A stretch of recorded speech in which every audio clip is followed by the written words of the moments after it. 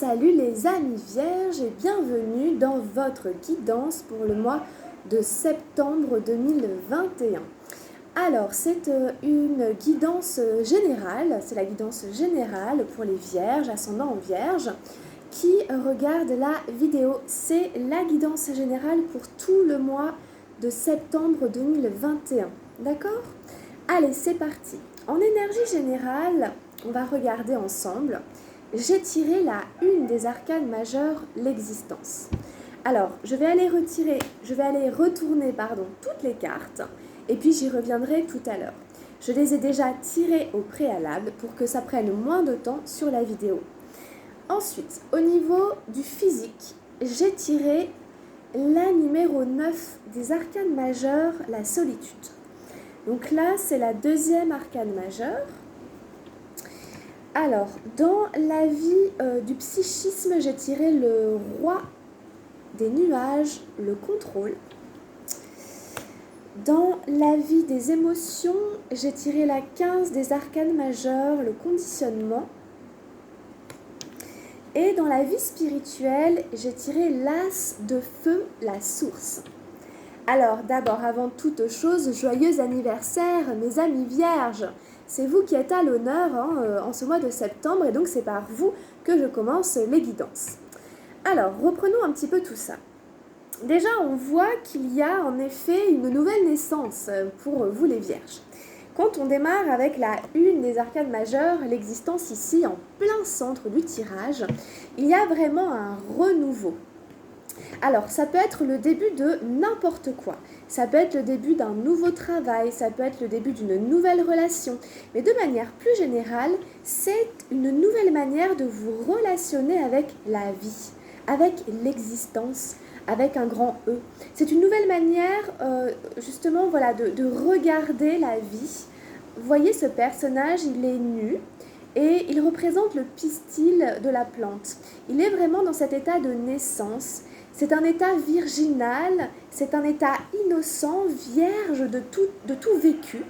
Et il est en train d'observer le ciel étoilé qui représente la connaissance, le destin, les expériences de la vie. Vous voyez, il nous tourne le dos, donc on ne sait pas ce qu'il attend sur son chemin. Donc vous êtes en train de vous repositionner sur votre chemin de vie.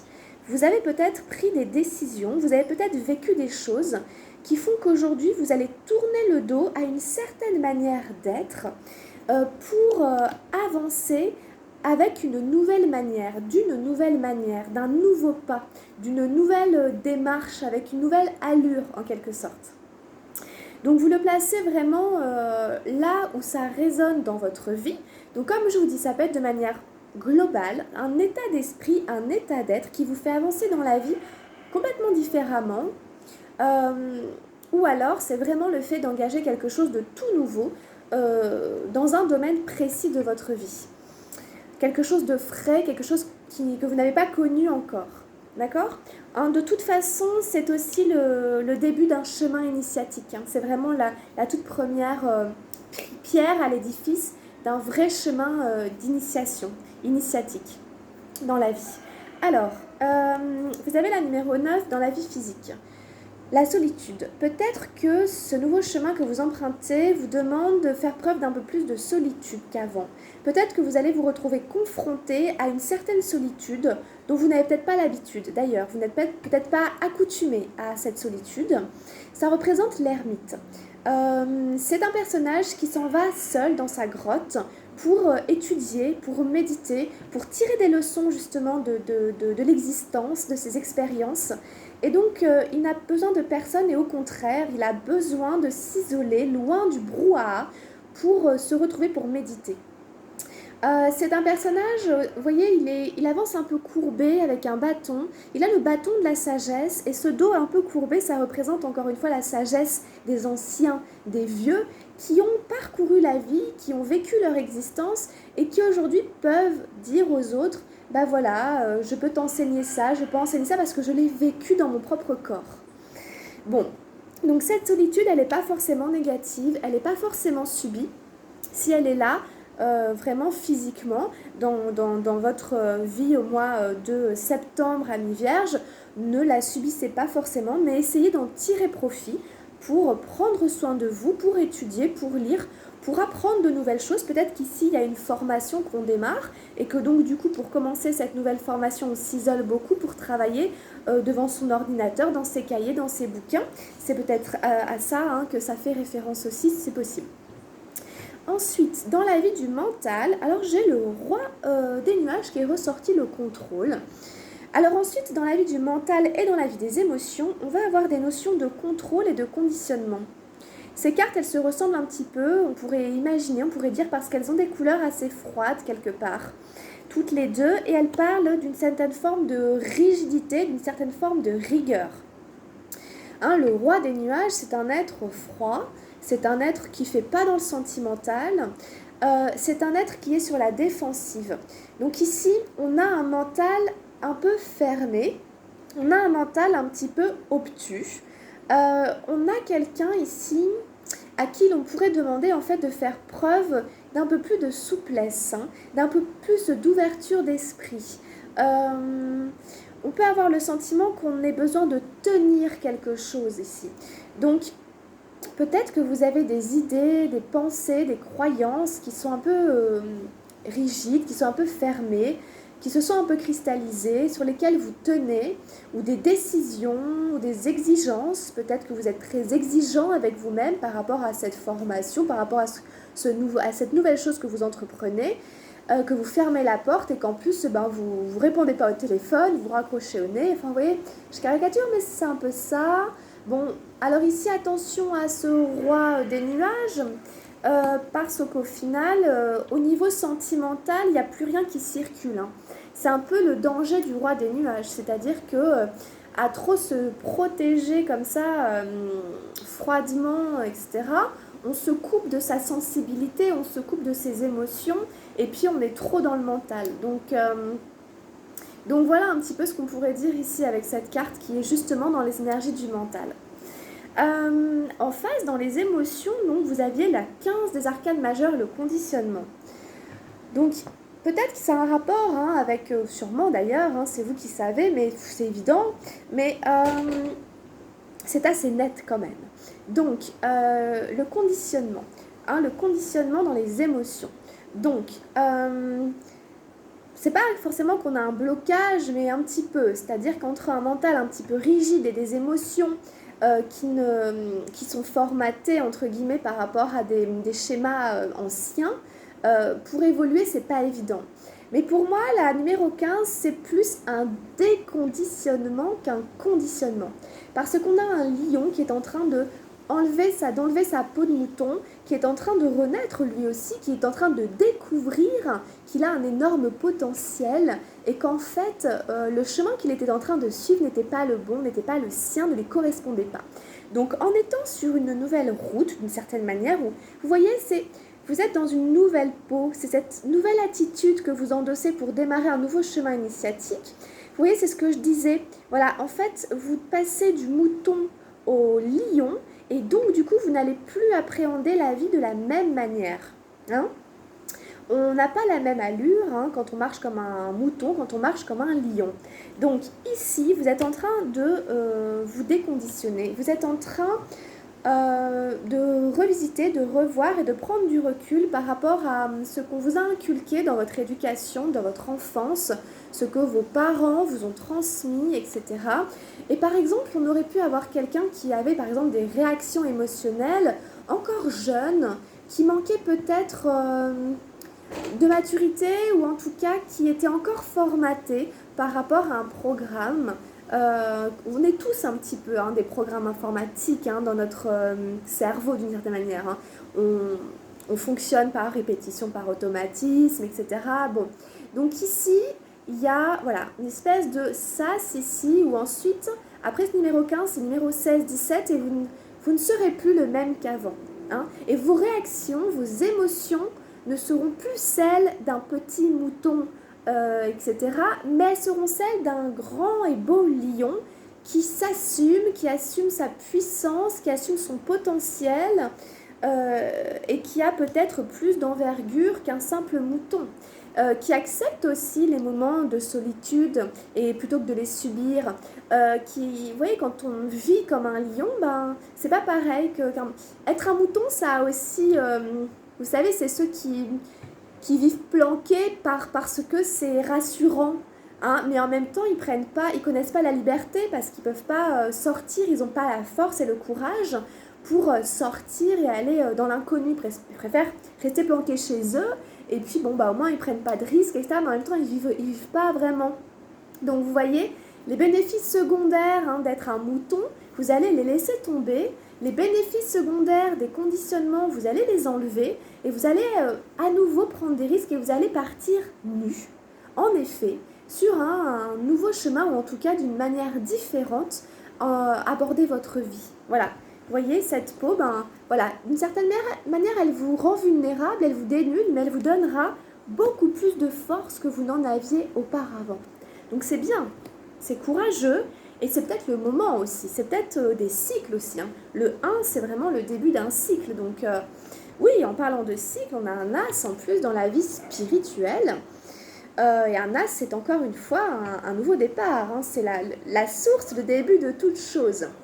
Alors voilà, cette source qui est là dans la vie spirituelle, appelez-la Dieu, appelez-la la source de création, la source d'inspiration, la source de vie en moi, ce qui me fait me lever, ce qui me donne envie de faire des choses, qui n'est pas mon mental, qui est mon cœur. Vraiment, cette source, c'est comme si c'était le cœur. On pourrait l'appeler le cœur, cette carte.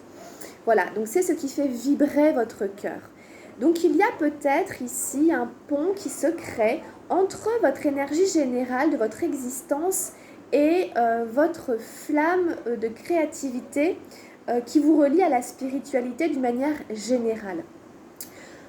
Pour moi, de manière globale, on va dire que la spiritualité, il faut l'entendre comme ce qui vous fait vous élever, ce qui vous fait vous développer, ce qui fait que vous ne tolérez pas d'être médiocre, mais que vous vous mettez la barre un peu plus haut pour essayer de vous élever. En tant qu'âme, on a besoin de s'élever, que l'on soit croyant ou non, ça fait partie de notre instinct presque. On a besoin de grandir, de croître de manière générale. Bon, donc ici, vous avez une espèce de connexion à la source, où la source entre en connexion avec vous, ou en tout cas, c'est ce cœur qui bat très fort. Ça peut être vraiment assez intéressant ici pour vous ce mois de septembre, les Vierges, par rapport à ces énergies qui sont là. La source, le cœur, c'est aussi l'amour, puisque Dieu, c'est l'amour aussi. C'est ce qui relie tous les êtres humains. Donc, peut-être que voilà, vous êtes aussi aspiré, guidé vers cette énergie supérieure qui est l'amour. Et au niveau spirituel, vous voyez peut-être plus les choses de cette manière-là. Et il y a ce nouveau départ ici qui est annoncé à travers ce tirage et ces conditionnements que vous laissez derrière, etc. Bon, je ne vais pas revenir sur toutes les cartes, mais grosso modo, voilà un petit peu ce qu'on peut dire avec le tarot Shozen. Alors, j'ai demandé et j'ai déjà tiré une carte avec le tarot de la transformation pour vous les Vierges.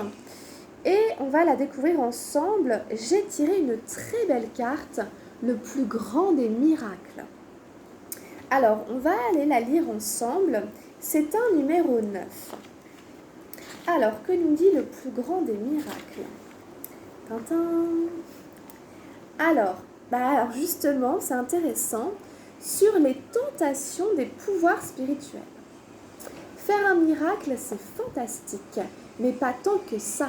Faire un miracle relève encore du monde de l'ego. Ce qui est vraiment fantastique, c'est d'être si ordinaire que l'on ne revendique rien. Être si ordinaire que l'on n'essaie jamais de prouver quoi que ce soit. L'idée, c'est de pas dire « ouais, c'est moi qui... ouais, c'est grâce à moi que... ouais, regardez comme je suis trop fort, regardez ce que je sais faire. » Vous voyez ? Quand on atteint un certain niveau, qu'on devient un créateur de sa vie, qu'on voit les choses, on peut être tenté par, en effet, à ce que l'ego s'approprie, s'accapare les choses, entre guillemets, des forces un petit peu spirituelles. Or, évidemment, c'est une erreur, c'est un échec, puisque dans le monde de Dieu, on pourrait le dire comme ça, il n'y a pas d'ego. rien ne nous appartient. Donc, c'est pas à moi, grâce à moi, et moi je, moi je, moi je. Hein. Il n'y a que le cœur, et le cœur a un langage différent. C'est peut-être ça aussi que vous allez commencer à apprendre, c'est vraiment le langage du cœur, et pas celui de l'ego, qui est le langage de l'âme. D'accord?